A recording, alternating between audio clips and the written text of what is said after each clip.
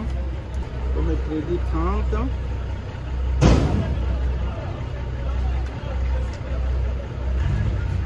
Pour instruction et plaidoirie éventuelle. La remise est contradictoire à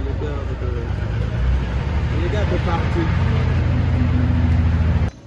Vous acceptez de comparaître volontairement? J'accepte de comparer volontairement. Oui, Monsieur le Président, étant donné que nous avons une demande à formuler.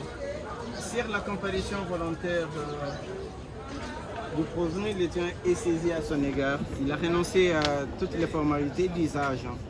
Ainsi, le tien passe à son identification. Monsieur, né où et quand? Kinshasa, le 14 décembre 1981. Le nom de votre père? Kikouni Saïdo Pierre. Décédé ou en vie? Décédé.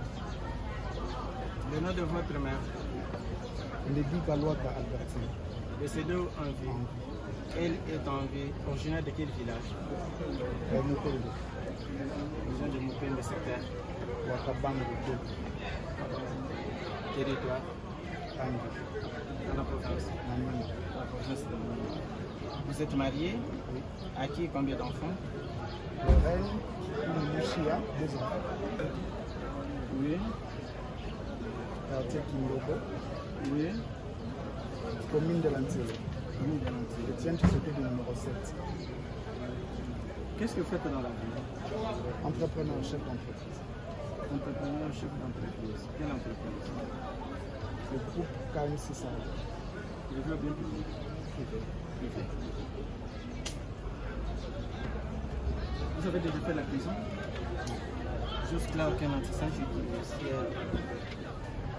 Le tribunal a mieux identifié les prévenus du coup du Massoudi 7 et nous ne reviendrons plus. Nous passons au fait lui reprocher. Il lui est reproché, Monsieur le Président, d'avoir provoqué directement à désobéir aux lois.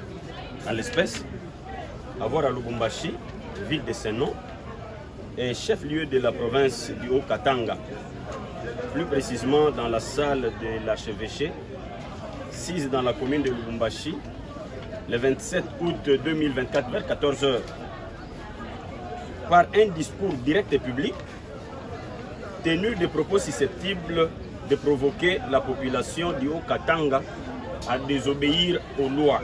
Et ce, en ces termes: je ne m'adresse pas seulement à vous hommes, femmes et jeunes de Lubumbashi, je m'adresse en réalité à tous les Katangais.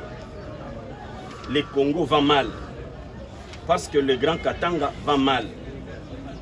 Le Congo va mal parce que vous, le Grand Katangais, réputé être de résistants, de combattants, de guerriers et révolutionnaires, vous faites semblant de ne pas voir et entendre ce que les aveugles et les sourds voient et entendent.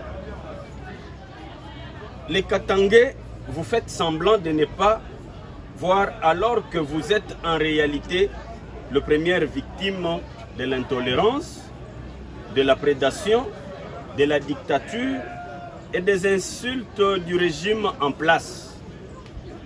Aujourd'hui, vous êtes humiliés, aujourd'hui, vous êtes insultés, pendant que tout le Grand Katanga est transformé aujourd'hui en un grand forage que vous savez voir depuis l'avion, au point qu'il y a des gens qui commencent à penser que vous ne méritez pas le Grand Katanga, tellement que vous ne réagissez pas. Je répète et j'insiste sur la responsabilité qui vous incombe, qui est l'essentiel de mon message aujourd'hui. Je dis, réveillez-vous. Mon message est simple. J'ai dit, réveillez-vous. Mon message est simple. J'ai dit, bravez la peur. Le plus important, apprenez définitivement à dire non. Lesquels propos ont été diffusés en ligne par WhatsApp et Facebook et bien sûr d'autres réseaux sociaux. Monsieur le Président, telle façon d'agir est prévu et puni par l'article 135 bis du Code pénal congolais, livre 2. Il lui est reproché, en outre, Monsieur le Président, d'avoir, en répandant sciemment les faux bruits de nature à alarmer la population, à les inquiéter plutôt ou à les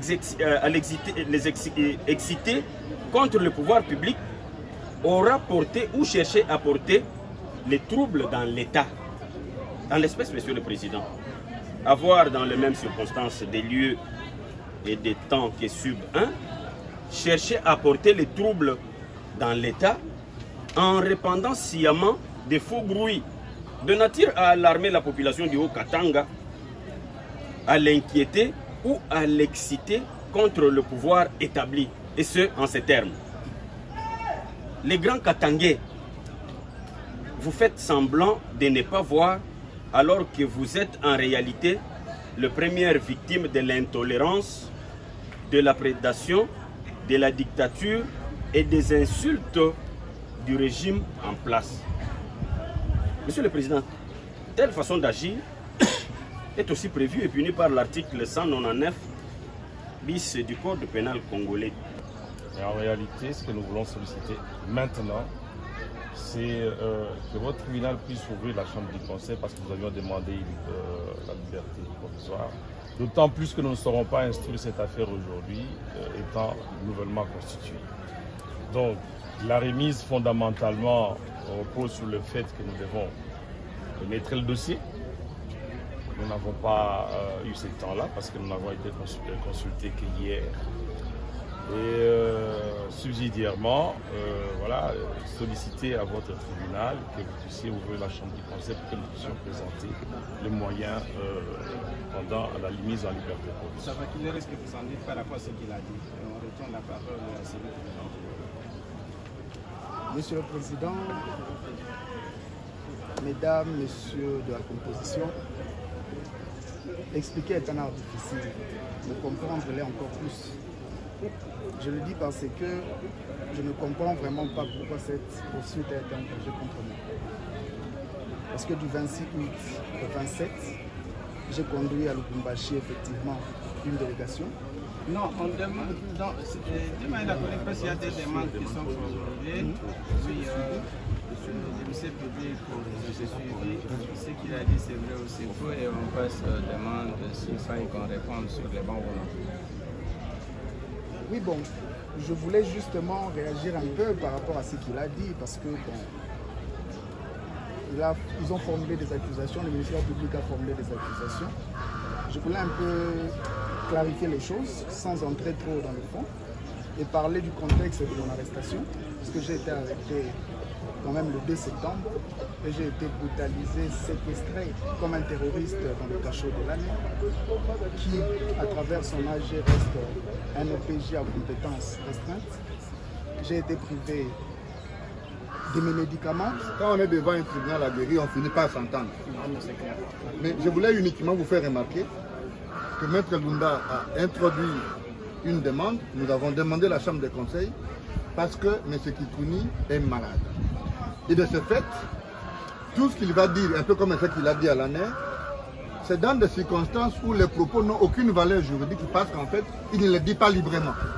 Autant que si maintenant il fait un commentaire, alors qu'il sort de prendre, il sort de l'hôpital avec ses perfusions à la main, quelle est la valeur, même humaniste, pour ne pas dire humanitaire, des propos de M. Kikouni pour commenter l'accusation, bien les charges qui pèsent sur lui, telles que décrites par le ministère public. C'est comme ça que nous voulions uniquement solliciter que vous puissiez nous accorder la chambre de conseil en vue d'accéder à notre demande ou qu'on vous présente les demandes qui sont les nôtres. La justice des hommes participe de la vérité. Si entre les hommes, on ne peut plus dire le droit, il n'y a plus de justice, eh bien, il n'y a plus de différence entre les hommes et les animaux. Et dans cette dialectique, la loi a confié au juge que vous êtes le pouvoir divin, une partie du pouvoir divin. Parce que c'est au travers vous qu'on peut ôter la vie, mieux qu'on peut donner l'autorisation d'ôter la vie. Si par exemple, si quelqu'un est condamné à mort, qu'il est décidé par la procédure que nous connaissons, de l'exécuter. C'est le sens de notre présence en ces lieux. Mais nous avons une constitution qui est la loi Meyer, qui est la loi fondamentale qui trace le cadre de l'expression de la justice et du droit dans un État, qui consacre le principe de la liberté. La Constitution consacre le principe de la liberté. Ça veut dire que face à toute chose, face à tout justiciable, le principe c'est que la personne soit dotée de toutes les facultés pour qu'elle soit en même de se défendre et soit en même de présenter ses moyens de défense pour que la cause soit entendue et que les juges, par présomption, dans son intime conviction, disent le droit et le bon. C'est uniquement dans ce sens que la personne humaine est censée se présenter devant les juges. Mais il y a des conditions, conformément à la loi, qui participent bien sûr de cette écriture. Une personne dont l'identité est connue. Une personne dont l'adresse est connue. Une personne dont la profession est connue. Pour le cas de M. Kikouni, ici présent, candidat à l'élection présidentielle 2 fois dans notre pays, avec une famille, des enfants, une adresse connue, avec une identité qui est passée par 2 fois, par tous les services, parce que pour être candidat au niveau le plus élevé, vous devez obtenir un certain nombre de documents et que tous ces documents proviennent des services de l'État et donc il n'y a pas de doute sur son identité. M. Seth Kikouni remplit l'ensemble des conditions pour être un citoyen qui ne peut pas se soustraire. M. Kikouni est un opérateur économique, chef d'entreprise. Aussi lucide qu'il soit, quelqu'un d'autre traînerait sur une civière, il a décidé de venir pour présenter personnellement ses moyens. Quelqu'un d'autre aurait donné une procuration d'avocat pour qu'il vienne comparaître, ne fût-ce que conservatoirement, parce qu'il n'a pas la lucidité. Il n'y a pas 48 heures, il était ici dans une ambulance, parce qu'il devait faire des examens, subir des examens, et juste au moment où nous parlons, il y a des examens spécifiques qui ne sont pas encore là. Merci beaucoup, Président, pour votre image.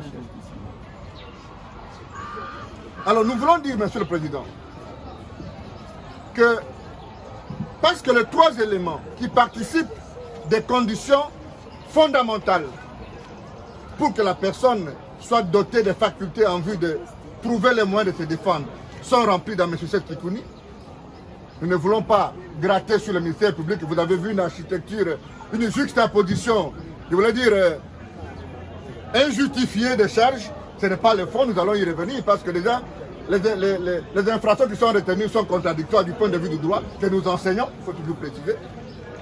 Au même moment qu'on commet l'incitation à la désobéissance civile, au même moment qu'on fait le faux bruit, c'est des infractions qui ne peuvent pas se retenir dans la même personne, dans le même propos. Ça, c'est le fond. Je voulais juste révéler le ministère public pour qu'il soit beaucoup plus attentionné. Alors, nous disons que M. Seth Kikouni est doté de toutes les facultés. Il va venir. Mais les conditions pour que M. Seth Kikouni participe à cette discussion aujourd'hui et qu'il obtienne sa liberté provisoire sont réunies. Mais au même moment que nous avons adressé une demande, que M. Seth Kikouni obtienne sa liberté provisoire, et parce que c'est le médecin de Makala qui le suit, il n'est pas difficile à les consulter. Parce que nous avons fait la demande, nous avons aussi au même moment rappelé que M. Kikouni venait de subir une opération très importante et qu'il était prévu qu'il prenne un comprimé pendant 2 ans. Et pendant sa détention à l'ANER, une détention du reste, 2 ans sans interruption, pendant toute sa détention dans les locaux de l'ANER, M. Kikouni n'a jamais pris ses comprimés. Aujourd'hui, il ne sait plus reprendre la prise parce qu'il peut y avoir des conséquences. Nous avons, quand nous avons adressé la demande de mise à liberté provisoire depuis le 21 octobre, nous avons joint l'invitation de son médecin. Je pense que ce qui joue au dossier, vous pouvez en prendre une copie pour justifier le pourquoi M. Kikouni devait obtenir sa liberté provisoire. La vidéo qui est sur Internet, l'ANER ne l'a pas montée. L'ANER n'avait pas de caméraman dans la salle de conférence. C'est la vidéo montée par le service du parti Piste, dont M. Kikouni est président. Et donc, il a toute la lucidité et il a la capacité de donner un contenu à chaque concept, un peu contrairement à ce cafouillage sémantique que nous avons suivi à gauche de la barre. Nous allons nous faire compléter légèrement par Maître Lula. Non, moi je réagirai un peu pour tout. Nous avons dit, Monsieur le Président. Tout a été dit et bien dit, précise dans le Conseil, sauf au sein de sa mise en liberté provisoire de nous être favorables à ce qui conclut. Monsieur le procureur, l'adresse est certaine, opérateur économique connu. Monsieur le Président, nous avons entendu la défense du prévenu qui déclare devant votre auguste tribunal que son identité est connue, son adresse, il a une profession, 2 fois candidat président de la République, opérateur économique, aussi malade, et le prévenu a même demandé à votre auguste tribunal de vous rendre chez le médecin de Makala pour le consulter et en avoir le cœur net. Monsieur le Président, face à ces éléments ou à la motivation de cette requête, nous disons d'emblée non, votre auguste tribunal ne pourra pas accéder à la demande. Pourquoi? Monsieur le Président, l'article 27 du Code de procédure pénale, je crois son alinéa 2, dit ceci. Je donne l'idée sans avoir donné réellement les termes de la loi. Toutes ces conditions peuvent être observées. Mais cette disposition dit que s'il y a des circonstances graves qui entourent les faits, mais Monsieur le Président, le prévenu a tenté de frôler les fonds. Je crois que cet même exercice étant parti au procès avec les mêmes avantages que le prévenu, je peux aussi tenter de frôler les fonds. Le prévenu vous a dit à son identification qu'il est né à Kinshasa. Mais pour la circonstance, il s'était rendu à Lubumbashi. À travers sa sortie, il a eu à prononcer les mots aujourd'hui mis à sa charge. Mais figurez-vous, Monsieur le Président, le prévenu, c'est un Quinois, un natif de Quinois. Avec ces mêmes propos, en liberté. Mais que deviendra la paix sociale ici à Kinshasa? Monsieur le Président, nous disons non. Votre auguste tribunal ne pourra pas accéder à la demande ainsi introduite. Nous disons. Bon, s'il y a une note, s'il y a une note, voilà. Ah oui, mais ça n'a pas d'intérêt. Aujourd'hui,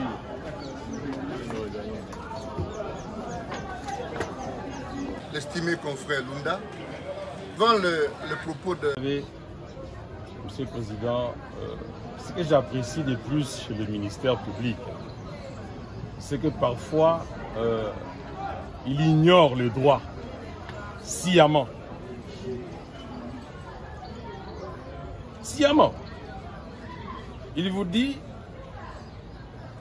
le prévenu a frôlé les fonds, que moi aussi je frôle le fond. Et pour dire, je vais argumenter sur la gravité des faits. Et il suppose. Il suppute. Il dit, si vous les libérez, et que s'il tenait les mêmes propos à Kinshasa, ça serait toujours ces faits ici que vous voulez entendre aujourd'hui, mon client, pour lesquels vous voulez entendre mon client, ou ça sera d'autres faits. S'il sort d'ici et qu'il tient les mêmes propos dehors, les ministères publics les traîneraient pour ces faits ici ou pour les faits qui seraient tenus après. Mais pourquoi on veut supputer? Alors que dans son chef du ministère public, à partir du moment où il les traduit devant vous, pour lui, il estime que les faits sont graves, mais que vous êtes libre et indépendant pour les en apprécier. Mais parce que nous n'allons pas rentrer sur cet aspect de gravité de fait. Étant donné que les faits tels qu'ils viennent d'être lus ici par les ministères publics ont un contexte qui sera développé les moments venus. Et tout propos qui a été prononcé a un sens. Si c'était grave, le ministère public allait vous dire, vous voyez, depuis qu'il a prononcé ces faits, voici ce qui s'est passé. C'est grave. Parce qu'à partir du moment où il a dit ça, vous, Katangais, vous fermez les yeux, les Katangais ont ouvert les yeux. Qu'est-ce qui s'est passé après ces propos depuis septembre? Nous allons le savoir au fond. Ben voilà justement pourquoi il n'y a pas de gravité, il n'y a pas eu d'incident autour de ces propos-là. Alors il ne peut pas supputer pour les incidents à venir, il n'est pas Dieu, parce que ça n'arriverait pas. Voilà pour dire que, Monsieur le Président, les faits ou les éléments de la mise en liberté provisoire de M. Stess sont réunis. M. Stess est malade. Vous avez entendu qu'il a été évacué ici de cette prison vers l'hôpital en ayant perdu connaissance. Ce n'est pas parce qu'il est là souffert des perfusions qu'il venait de subir le matin que nous pouvons penser qu'il est en très bonne santé. Évitons les pires. Pour une personne aussi connue, ayons quand même une justice humaine. Voilà pourquoi nous sollicitons une mise en liberté. Juste c'est ailleurs. Voilà. C'est la demande est mise en délibéré pour se prononcer conformément à la loi. C'est dans 24 heures. Dans 24 heures, demande mise en délibéré pour se prononcer dans 24 heures comme la loi l'exige, et ainsi la chambre du conseil est levée, la chambre foraine est rouverte. Voilà. Et on rentre. Mais parce que le geste que vous avez posé tout à l'heure est un geste d'humanisme. Parce que ce n'est pas un théâtre que nous voulons. Moi, je salue par contre l'intelligence du ministère public, dont on connaît l'efficacité, parce qu'il ne veut pas, parce qu'il est ministère public.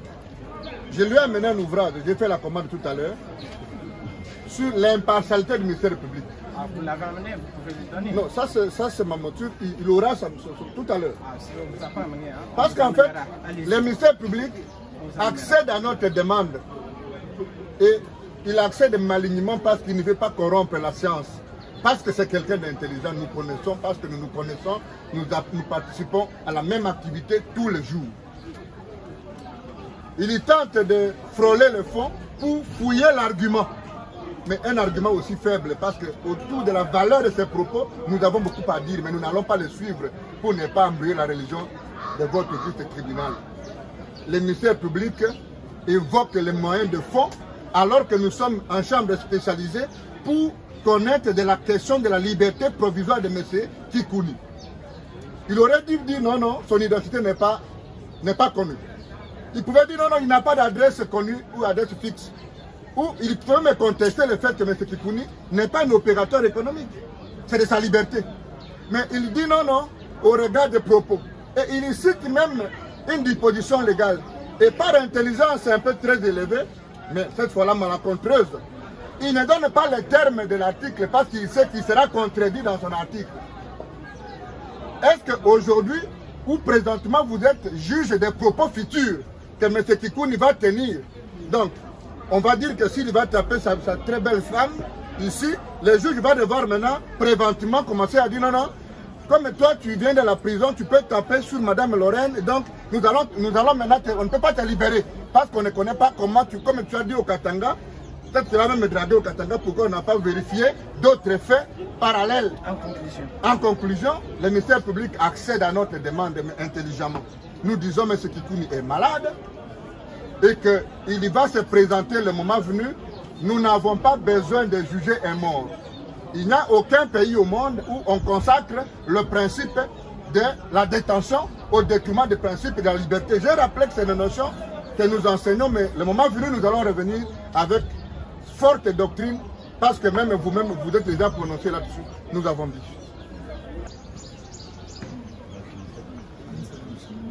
La huitaine.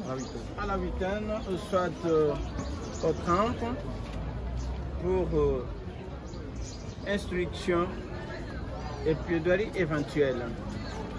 La remise est contradictoire à l'égard de parties.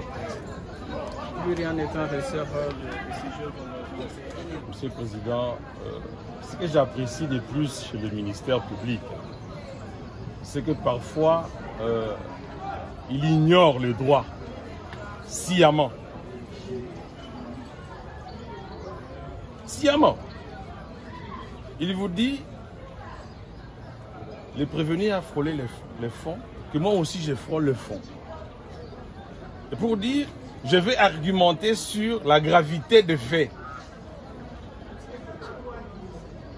Et il suppose. Il suppute. Il dit, si vous les libérez, et que s'ils tenaient les mêmes propos à Kinshasa, ça serait toujours cet effet ici que vous voulez entendre aujourd'hui, mon client, pour lequel vous voulez entendre mon client, ou ça sera d'autres faits. S'il sort d'ici et qu'il tient les mêmes propos dehors, les ministères publics les traîneraient pour ces faits ici ou pour les faits qui seraient tenus après. Mais pourquoi on veut supputer? Alors que dans son chef du ministère public, à partir du moment où il les traduit devant vous, pour lui, il estime que les faits sont graves, mais que vous êtes libre et indépendant pour les en apprécier. Mais parce que nous n'allons pas rentrer sur cet aspect de gravité de fait. Étant donné que les faits tels qu'ils viennent d'être lus ici par les ministères publics ont un contexte qui sera développé les moments venus. Et tout propos qui a été prononcé a un sens. Si c'était grave, le ministère public allait vous dire, vous voyez, depuis qu'il a prononcé ces faits, voici ce qui s'est passé. C'est grave. Parce qu'à partir du moment où il a dit ça, vous, Katangais, vous fermez les yeux, les Katangais ont ouvert les yeux. Qu'est-ce qui s'est passé après ces propos depuis septembre? Nous allons le savoir au fond. Ben voilà justement pourquoi il n'y a pas de gravité, il n'y a pas eu d'incident autour de ces propos-là. Alors il ne peut pas supputer pour les incidents à venir, il n'est pas Dieu, parce que ça n'arriverait pas.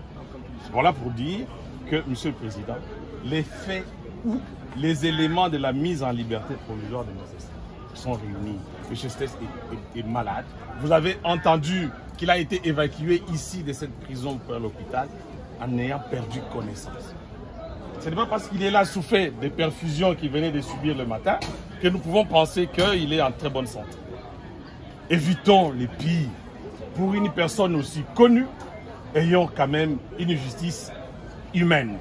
Devant le propos de l'estimé confrère Lunda, le geste que vous avez posé tout à l'heure est un geste d'humanisme. Parce que ce n'est pas un théâtre que nous voulons. Moi, je salue par contre l'intelligence du ministère public, dont on connaît l'efficacité, parce qu'il ne veut pas, parce qu'il est ministère public. Je lui ai amené un ouvrage, j'ai fait la commande tout à l'heure, sur l'impartialité du ministère public. Ah, vous l'avez amené, vous pouvez lui donner. Non, ça c'est ma monture, il aura ça tout à l'heure. Ah, si on vous a pas amené, hein, parce qu'en fait, le ministère public accède à notre demande. Et il accède malignement parce qu'il ne veut pas corrompre la science. Parce que c'est quelqu'un d'intelligent, nous connaissons, parce que nous nous connaissons, nous participons à la même activité tous les jours. Il tente de frôler le fond pour fouiller l'argument. Mais un argument aussi faible, parce qu'autour de la valeur de ses propos, nous avons beaucoup à dire, mais nous n'allons pas les suivre pour ne pas embrouiller la religion de votre juste tribunal. Le ministère public évoque les moyens de fond, alors que nous sommes en chambre spécialisée pour connaître de la question de la liberté provisoire de M. Kikouni. Il aurait dû dire non, non, son identité n'est pas connue. Il pouvait dire non, non, il n'a pas d'adresse connue ou adresse fixe. Ou il peut me contester le fait que M. Kikouni n'est pas un opérateur économique. C'est de sa liberté. Mais il dit non, non, au regard des propos. Et il cite même une disposition légale. Et par intelligence un peu très élevée, mais cette fois-là malencontreuse, il ne donne pas les termes de l'article parce qu'il sait qu'il sera contredit dans son article. Est-ce qu'aujourd'hui, ou présentement, vous êtes juge des propos futurs que M. Kikouni va tenir? Donc, on va dire que s'il va taper sa très belle femme, ici, le juge va devoir maintenant préventivement commencer à dire non, non, comme toi tu viens de la prison, tu peux taper sur Madame Lorraine. Et donc nous allons maintenant, on ne peut pas te libérer parce qu'on ne connaît pas comment comme tu as dit au Katanga. Peut-être que tu vas même me draguer au Katanga pourquoi on n'a pas vérifié d'autres faits parallèles. En conclusion, le ministère public accède à notre demande intelligemment. Nous disons que M. Kikouni est malade et qu'il va se présenter le moment venu. Nous n'avons pas besoin de juger un mort. Il n'y a aucun pays au monde où on consacre le principe de la détention au détriment du principe de la liberté. J'ai rappelé que c'est une notion que nous enseignons, mais le moment venu, nous allons revenir avec forte doctrine, parce que même vous-même, vous êtes déjà prononcé là-dessus. Nous avons dit. Voilà. Puis, c'est la demande est mise en délibéré pour se prononcer conformément à la loi. C'est dans 24 heures. Dans 24 heures, demande mise en délibéré pour se prononcer dans 24 heures comme la loi l'exige, et ainsi la chambre du conseil est levée, la chambre foraine est rouverte. Voilà. La huitaine? À la huitaine, soit au 30 pour instruction et plaidoirie éventuelle. La remise est contradictoire à l'égard de partie. Plus rien n'étant receveur de décision de notre conseil. Bon, s'il y a note, s'il y a la note, voilà. Toi et finance, toi et finance, toi et finance.